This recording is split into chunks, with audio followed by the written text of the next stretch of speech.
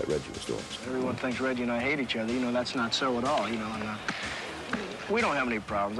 You know, it's funny. When you have a lot of talent and you have a lot of real good players, and you know when you play, you just don't get 25 guys that you get along with all of them. So if you don't get along with a couple of them, you know, it doesn't make any difference. You're going to get out and play like hell anyway. Reggie made a mistake. I think Reggie would admit that it was a mistake, and I think it was inadvertent. Of course, Thurman reads that and hears about it, and he gets offended, and it caused a breach between them.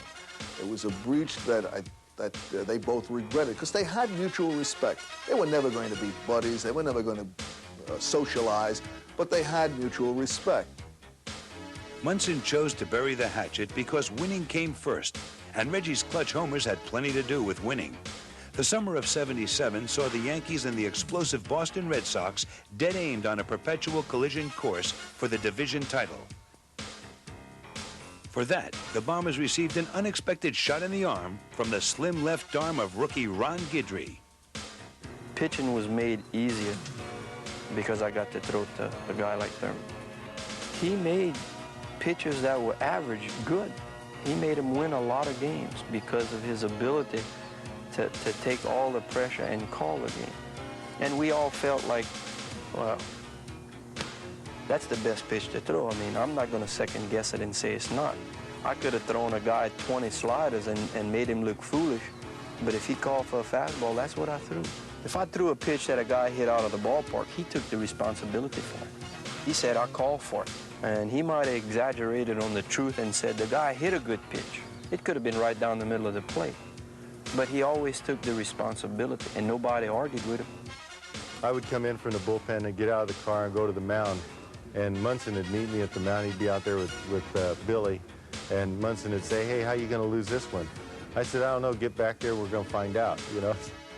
That, to me, is a real true sign of a great catcher, when you can put your finger down or whatever, or be in sync with the pitcher, where you know what he wants to throw, and they just say, okay, fine, that's what I want to go with, all right? Every once in a while, you shake him off, and you know, he'd go out there and say, you better not shake me off again, you know, something like that. The captain again led by example in '77. His throwing was rejuvenated by a healthy shoulder. And at the plate, he topped 300 and 100 RBIs for the third straight year. But the tabloid treatment of the trials between George, Billy, and Reggie were wearing on him. He stopped talking to reporters, and tales of an unfriendly attitude mushroomed. I think Thurman played that role of being the macho guy, the gruff exterior. There was another side to Thurman. A lot of people don't really understand. And he was one of the most misunderstood players I ever knew. And I'm at fault, too, because I had problems with him early until I got to know him and I found the other side. And I had a lot of experiences in learning the other side. Munson, you know, if he said something to somebody, he liked him. A lot of times the rookies would come up and Munson would get on the guy so bad, the guy would come over, you know, and he'd ask me, what's wrong with Munson? I haven't done anything to him. And someone would say, well, he likes you. I said, likes me? How can a guy like me telling me how bad I am, how about this and that and everything, and what I should have done, didn't do, or whatever? They said, well, do you see him getting on so-and-so and so over there? Ever? He said, no. That's why he doesn't like him. When I opened my eyes, Thurman was the first person that I saw. And he had a cheeseburger and some French fries. And he says, I brought these just in case, because I know you didn't get a chance to eat after the game.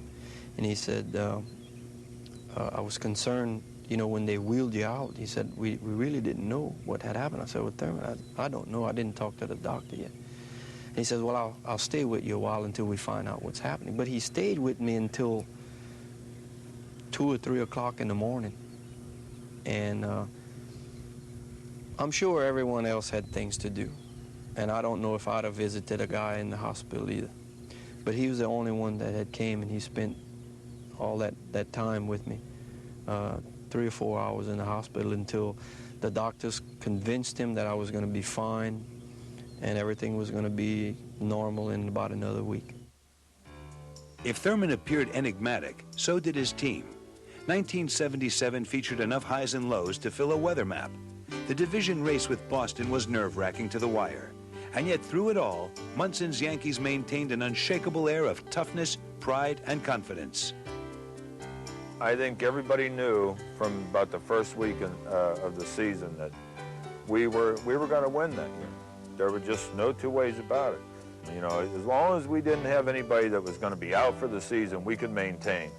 That attitude was dramatized on national TV by a stunning ninth-inning comeback in the final game of the '77 ALCS, as the Royals again fell victim to Yankee grit. The difficulty of that victory made the World Series seem like a lawn party, as Reggie's home run extravaganza dumped the Dodgers in 6 games. If you look at the still photos or the videotape of that day in the '77 World Series when Reggie hit the 3 home runs, there was nobody beaming more broadly in the Yankee dugout than was Thurman Munson. Opening day, 1978. Mickey Mantle and Roger Maris raised the Yankees' first World Championship flag since 1962. The champs were favored, but also targeted for a nasty fall. It was very funny looking to me when it happened, but he hit him upside the head, the helmet shattered, the ball flew up into the stand somewhere, and I thought, oh my gosh, we all ran into the home plate, and Thurman's laying there, you can see he's woozy, and he's kind of trying to get himself together, but that tough son of a gun, he just got back up, went looking for his equipment, like, you know, wait a minute, no, you just gotta get this guy off the field, and he's like, and there's no way, I'm not gonna have it, I'm here, I'm okay, I'll stay in the game, and that type of leadership, that type of attitude just rubbed off on everyone. In 1978, Munson and the Yankees proved one thing. Call them anything you want, but don't call them quitters. In a season of unprecedented stress and storm, the Yankees fell as far as 14.5 games behind Boston in mid-July, and then roared back in August and September to tie the Red Sox for first and set the stage for a truly cathartic one-game playoff in Boston. Bucky Dent's 3-run homer sparked a 5-4 victory that was heart-stopping to the final pitch. From there, the Yankees caught their breaths in the ALCS, where for the 3rd straight year, they said hello to Kansas City. The turning point came in Game 3, with the captain providing a pivotal blow to Death Valley. Munson hits it high, hits it well to left. Wilson going way back. It is. If he hit one real good, you know, and you'd come back to the bench, and we used to ask him, did you get it all? He'd never say he got it all. He said, no, I can hit it. He said, I didn't quite get it all. And he'd crush it maybe, and he'd say, I didn't quite get it all. He wanted you to believe that he could hit it further. The year of the great comeback was concluded with another comeback in the World Series. Trailing the Dodgers 2-0, the Bombers won the next 4 games for their 2nd consecutive World Championship. Though no one knew it at the time, it would prove to be the final pinnacle for the captain and his jubilant teammates. Find out next year, if we get in this series, I want to know if we're going to be underdogs again. Underdog? This year, yeah. You know, we won 3 games in New York. We were under game when the series started. We came back here and we were underdog. I just, That's right. And it was kind of like the favorite when Thurman came to the ballpark with us. Much as he loved playing, Thurman viewed baseball as a means of securing a long and happy life with his family, which remained firmly rooted in Canton.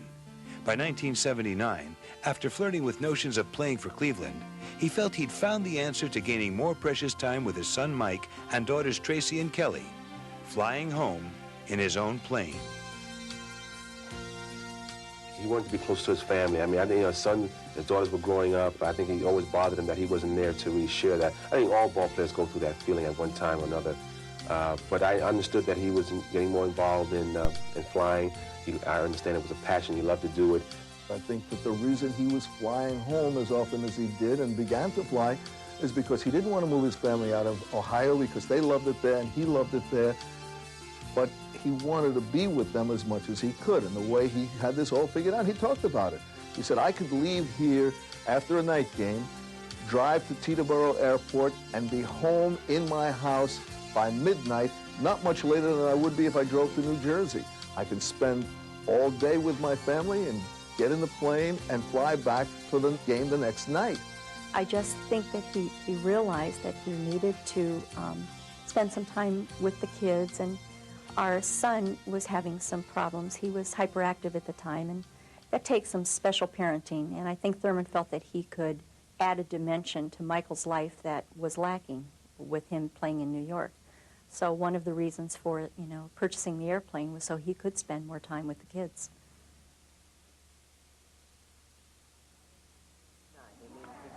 I think it's just a feeling of being alone for an hour or two by yourself, and you're up there, nobody asks any questions. You don't have to put on any kind of an act. You just get up there and you enjoy yourself. You have to be on your toes, but it's just a kind of relaxation where you spend a lot of time by yourself, and I need that. You know. I also need to get home a lot, so I love to fly. On August 2nd, 1979, Thurman made a test flight of his new Cessna Citation.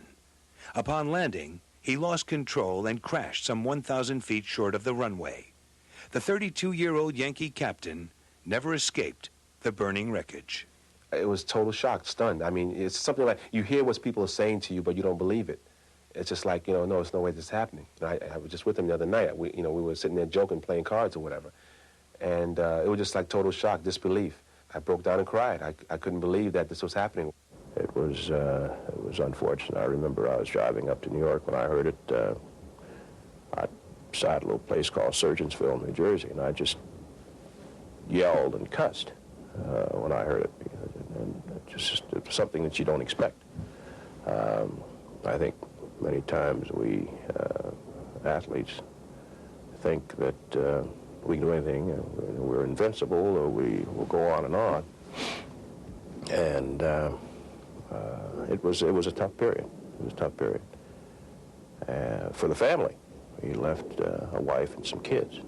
I think numb would be the word I would use, because I saw my friends, men who I'd always seen laugh and tell jokes and cut on each other on the bus, and these men who were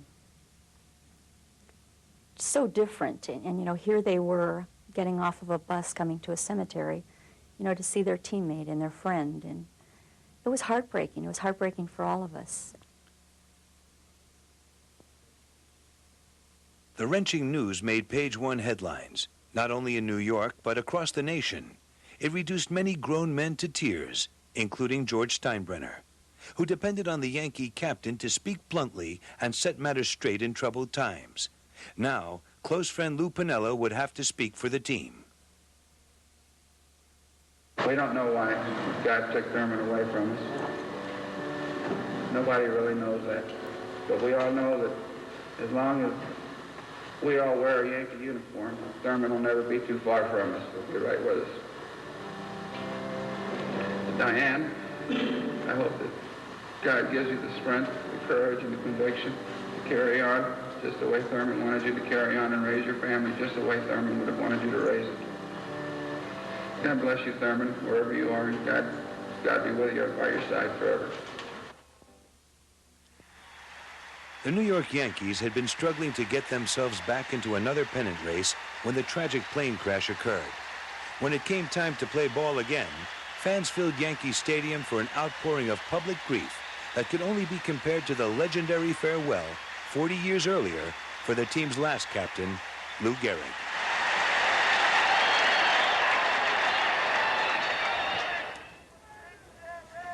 Almighty Lord and Father of us all, we pause to pray for Thurman Munson, our brother and your faithful son. He was a good family man, first and foremost, and you blessed this captain of the Yankees with skill and talent and a great dedication to the game of baseball and the many fans whose lives he touched because of it. We offer a moment of silent prayer in his memory. But the Cat and Thurman kept us on the road. They really did. They just kept say, hey, I just think we ought to get out there and play ball. And then they would. Same with Thurman. He was a great leader when I made him captain, and we miss him. We've never really gotten over the loss of Thurman Munson. It's a tremendous loss.